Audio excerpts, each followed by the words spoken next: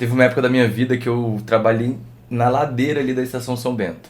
Pra quem não sabe, também é conhecida como 25 de Março, ali aquela região, né? É bem parecido com o camelôs de outras cidades. Enfim, eu sou de Goiânia, né? Eu nasci em Goiânia, então frequentei bastante o centro camelô de Goiânia também para comprar bastante joguinho de PlayStation lá quando eu era criança. E tem a mesma pegada, né? Tem uma dinâmica que esse camelô funciona. E na época que eu trabalhei lá, eu não trabalhava na 25 em si, eu trabalhava na bolsa, né, na B3, mas eu tava lá todo dia. Eu descia na estação todos os dias, era abordado, e eu tava visualizando essa dinâmica e pensando bem no trabalho do digital hoje em dia, existe uma associação. Claro que eu tô fazendo aqui uma associação, um exercício didático, né? Então, claro que não vai ficar uma coisa perfeita, mas eu vou convidar vocês para abstrair um pouquinho aí a cabeça, para vocês entenderem o que eu tô falando. Que as estratégias que a gente utiliza, que o pessoal que tá no camelô ali há, mais de 100 anos, eu acho, né? Eles usam a mesma técnica há muito tempo porque funciona. E a gente pode usar, né, essa técnica, então a gente pode,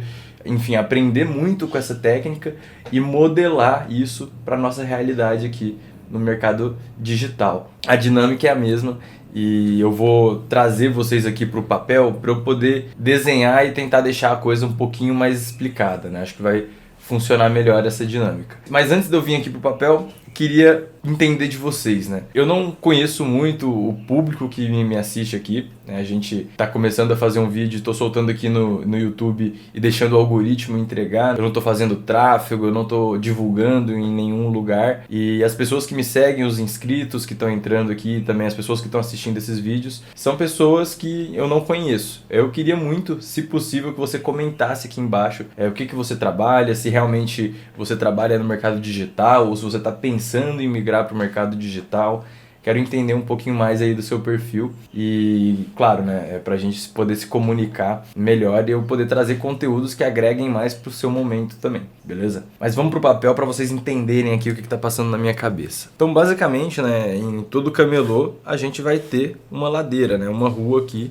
E de um lado eu tenho lojas com grandes fachadas, né, lojas que inclusive já tem produtos, araras, vitrines ali bem grandes. E essas lojas grandes aqui, né, elas já estão ali há muito tempo. Provavelmente eles já têm muito dinheiro e já estão ali, né, muitos anos, já é um negócio geracional para eles conseguirem chegar e conseguir capturar esse ponto aqui. E entre essas lojas aqui também, a gente tem aquelas galerias, né, que vão levar a gente lá pro fundo e lá atrás vai ter uma lojinha, né, que você tem que andar um monte para chegar nessa lojinha. E essa pessoa daqui, né, não tem essa mesma visibilidade dessa pessoa aqui. Então a gente acaba entrando num jogo aqui muito engraçado das pessoas que estão aqui na rua. Então na frente das lojas maiores, né, a gente sempre vai ter ali normalmente uma pessoa ou duas pessoas fazendo essa divulgação, né, fazendo realmente a apresentação daquela loja, daquele produto, chamando ali para dentro. Convencionalmente eles chamam essas pessoas aqui de pescadores, né?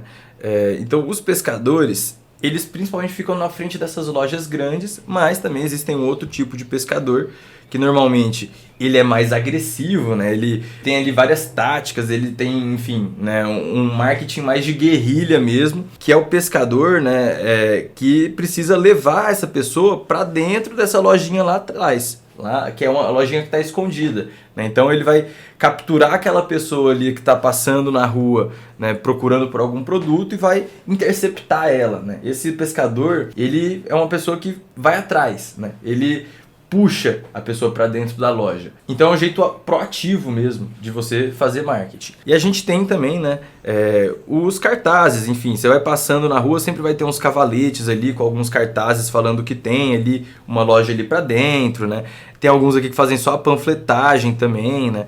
Que é um marketing também mais visual, né? Que a pessoa vai ver algo que interessou, vai impactar ela ali, né? Mas essa panfletagem aqui tem uma taxa de conversão menor do que o pescador, né? O pescador ele consegue ter uma taxa de conversão bem maior. E lá dentro da loja, né? Quando a pessoa entra na loja, tanto aqui dentro, né? Eu tenho uma pessoa aqui, quanto aqui dentro também na loja menor, Eu tenho uma pessoa aqui que são os vendedores. Então, uma vez que a pessoa entrou na loja, eu tenho que ter ainda um outro personagem ali, que é o vendedor, que vai entender o problema real daquela pessoa e vai fazer oferta, né? Vai conseguir dar um desconto, vai conseguir entender exatamente qual produto que ela está buscando, vai convencer ela a comprar de que ali é o melhor lugar, que ela vai encontrar o melhor negócio ali naquela loja mesmo, que ela deu sorte de chegar ali, que ali ela tem o melhor negócio possível, né? Então esses vendedores muitas vezes são pessoas que estão há muito mais tempo, são pessoas da própria loja, são remunerados mais do que o pescador e são remunerados mais do que o da panfletagem. Então se a gente fosse colocar em uma escala aqui, né, de salário, né, a gente tem que a panfletagem é o que ganha menos, aí depois eu tenho o pescador que ganha mais e depois eu tenho os vendedores, que são os que mais ganham dentro de todo esse ecossistema.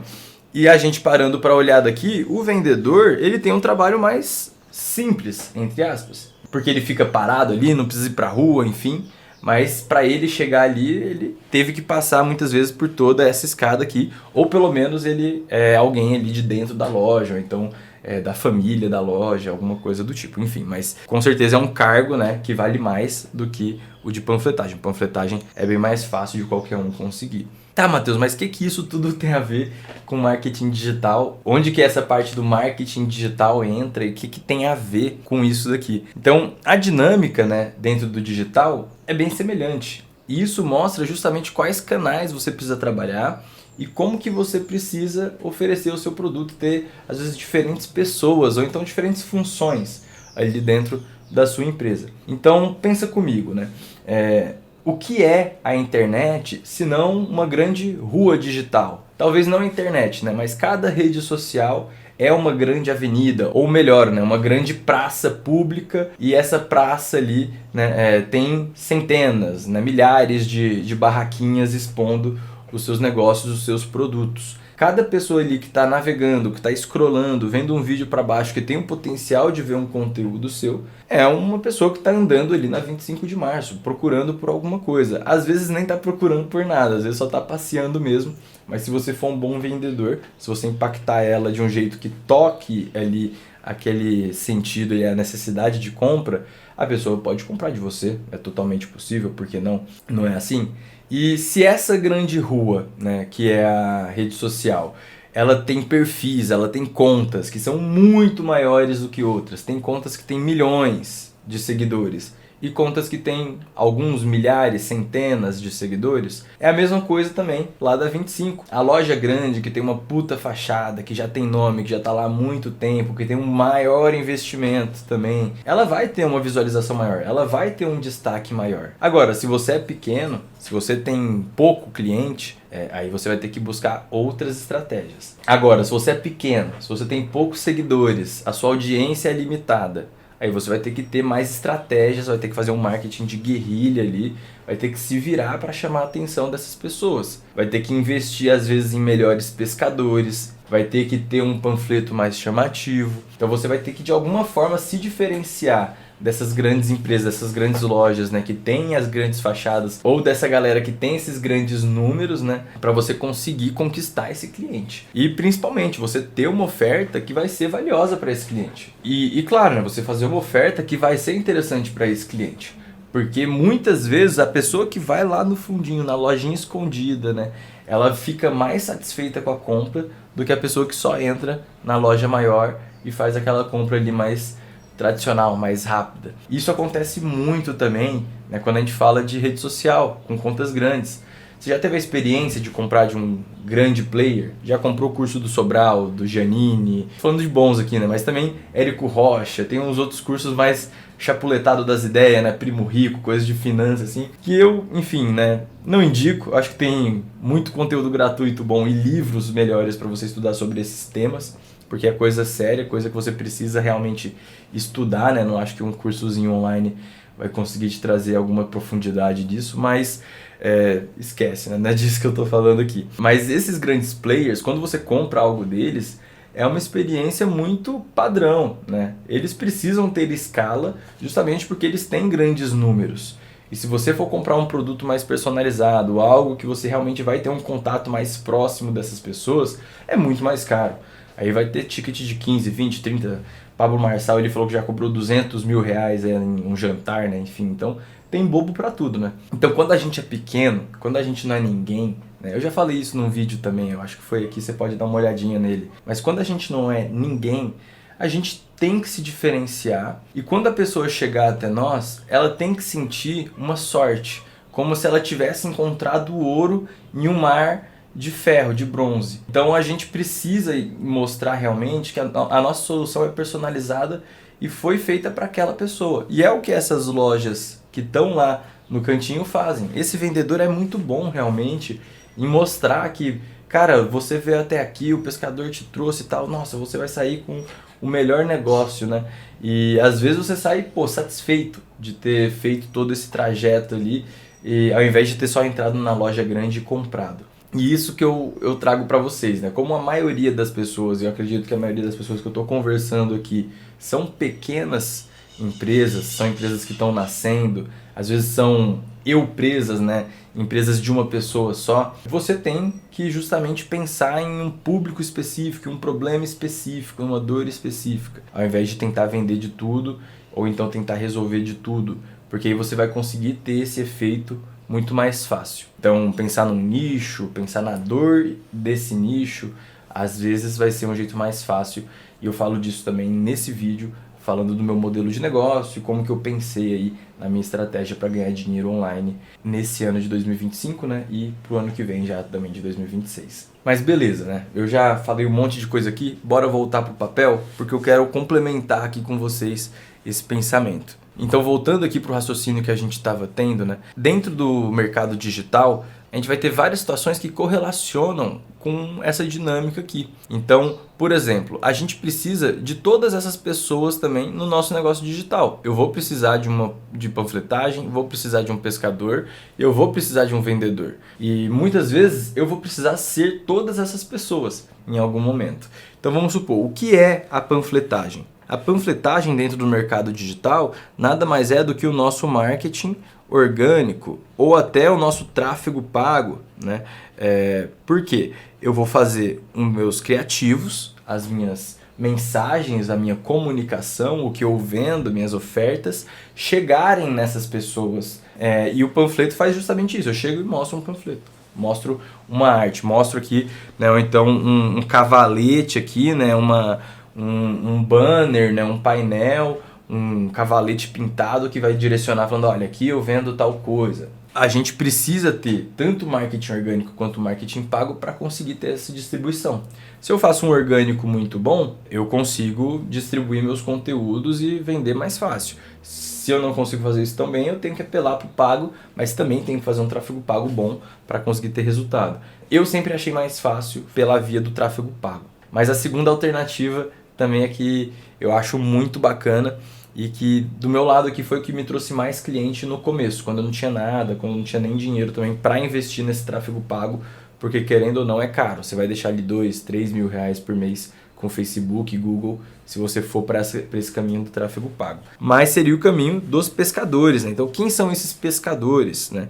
Eu posso colocar nesses pescadores como sendo os SDRs outbound, por exemplo, né, que eu estou mandando mensagem para essa pessoa na DM, no WhatsApp, né, vendendo o meu produto, abordando ela, ligando para essa pessoa. Então eu não vou só mostrar um panfleto, né, eu vou incomodar ela, entre aspas, claro, né, para mostrar o meu serviço e tentar realmente tirar dela aquela dor. Então, por exemplo, um pescador, ele vai lá, vai pegar a maquininha de massagem, né? Então, se você está descendo a 25 de março, você toma cuidado, porque o pescador ele vai pegar uma maquininha de massagem e vai colocar nas suas costas, para você sentir aquela massagenzinha gostosa, e aí você lembrar da dor que você tem antes de dormir ali e falar, putz, nossa, uma massagenzinha seria tão gostosa, né? Enfim, aí você vai lá e compra, porque você lembra da sua dor. É justamente esse o trabalho do SDR Outbound também, que vai ligar, que vai incomodar essas pessoas, que vai perturbar elas, né? Mas que vai conseguir tocar na dor rápido. Em uma fala, em às vezes